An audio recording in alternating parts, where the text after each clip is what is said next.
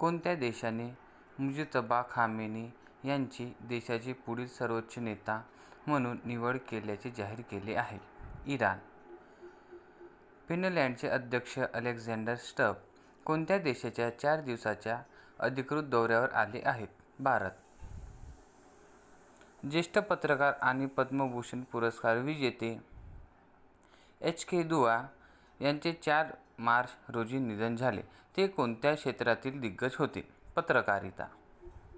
मणिपूरमधील वांशिक हिंसेची चौकशी करणाऱ्या आयोगाचे नवीन अध्यक्ष म्हणून कोणाची नियुक्ती करण्यात आली आहे?